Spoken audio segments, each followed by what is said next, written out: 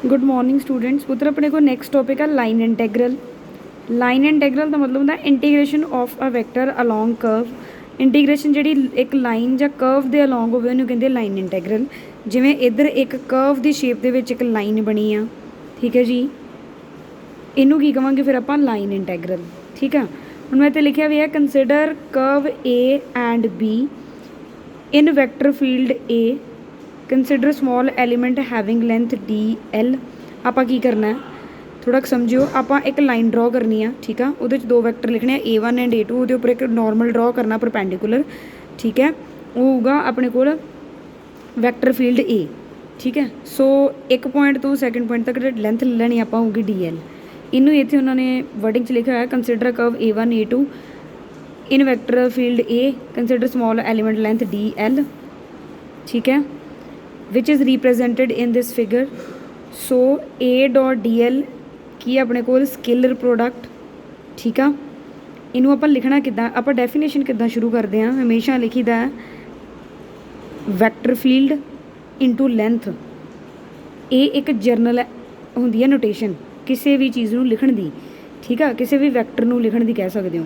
वो की होंगी अपने को A डॉट DL, ये की है स्केलर प्रोडक्ट। हुण इत्थे मेरे को डॉट प्रोडक्ट है, जो मैं डॉट प्रोडक्ट हटाऊँगी तो की आऊगा कॉज ऑफ थीटा। ठीक है, मैं थोड़ा कि इंटरफेस किया A कॉज थीटा एक साइड तो DL नू एक बने लैके कोई फर्क नहीं पऊगा इक्वेशन से। ठीक है जी, और दूसरी साइड देखो बच्चे, हुण मैं इसकी इंटीग्रेशन करनी है। लिमिट्स कितने होणगियां जितों चीज़ शुरू होंगी है जिथे चीज़ खत्म होंगी है। इसका मतलब limits very करनगियां A1 to A2। इत्थे आऊगा फंक्शन, फंक्शन की है मेरे को A डॉट DL।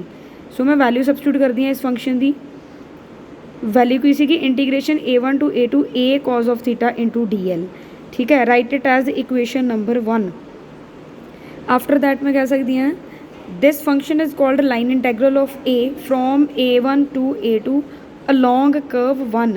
ये मैं पहली कर्व की लिखी आ मेरे को पहली कवर आ मेरे को दूसरी कर्व आ, दोनों को मिला के मेरे को एक लूप बनती है। लूप का मतलब होंगे साइकलिक प्रोसैस जो कॉन्टीन्यूटी वेरी करे, जो कॉन्टीन्यूसली चलता रहे। ठीक है जी, सो आप कह सकते हैं also A1 to A2 A dot DL is equal to negative of this. हुण नैगेटिव साइन कितों आया, क्योंकि आ जो मेरे को लाइन है ये पॉजिटिव है, जो इस लाइन पर आओगे उन्होंने फिर आप नैगेटिव कंसिडर करते हैं। ठीक है, दैट्स वाई मैं इतने नैगेटिव लिखा। और तुम लिख सकते हो दिस फंक्शन माइनस का वा इक्वल टू दूजे बने आके प्लस का हो जाऊगा। यदा मतलब A1 to A2 A dot DL plus A1 to A2 A1 A dot DL is equal to 0। फर्क ये पुत्र की होना थोड़ा कि ध्यान नाल देखियो, इतों तो इतने तक वेरी करना लिमिट होगी A1 टू A2। जो आप दूसरी लूप या दूसरी कर्व चाहेंगे उदों लिमिट होगी A2 तो A1, क्योंकि इस डायरैक्शन जाना। ठीक है, दैट्स वाई आप लिखा दोवां दे addition sum of two line integral always equal to 0। हुण इन्हां दो इक्वेशन को लिखण का मतलब पता की होंदा, सिंपल क्लोज्ड लाइन इंटैग्रल इतने मिसिंग आ A1 to A2 is equal to, या फिर कह सकते हो A dot DL is equal to 0। आ होंगी जो लाइन इंटैग्रल की definition, closed integral A1 to A2 A dot DL is equal to 0। ठीक है जी, आप 3 इंटीग्रेशन पढ़नी है, फस्ट पार्ट है जी। और एक चीज़ पुत्र नोट करो, ये मैं एक क्लोज्ड सर्किट बनाया, दैट्स वाई आप कहते क्लोज्ड लाइन इंटैग्रल। ठीक है जी, इक्वेशन बननी है closed line integral A dot DL is equal to 0। ये इक्वेशन अब होंगी है मेरे को लाइन इंटीग्रेशन की, राइट। सो सैकेंड कैटेगरी होंगी है पुत्र सरफेस इंटैग्रल। सरफेस इंटीग्रेशन के सिंपल जी पहला तुम लिखना है क्लोज्ड डबल इंटीग्रेशन को कहते हैं सरफेस इंटीग्रेशन। ठीक है, ये आना ही होना क्योंकि वैक्टर नोटेशन ना डील करते पे वैक्टर फील्ड ना डॉट DS। DS की होंगे सरफेस एरिया। ठीक है, dot DS is called surface area of A through the whole surface S। ठीक है पुत्र, इनू बड़ा के समझियो, आ मैं एक सरफेस कंसिडर करती हाँ, वो समॉल सरफेस एरिया लेने आप DS। ठीक है, ये एक नॉर्मल ड्रॉ करना मैं, जिदे तो आप कहना वा कि आ की है मेरे को वैक्टर फील्ड A। ठीक है, नॉर्मल ड्रॉ किया, उन्होंने मैं लिखता N कैप जो एंगल होगा थीटा हो गया।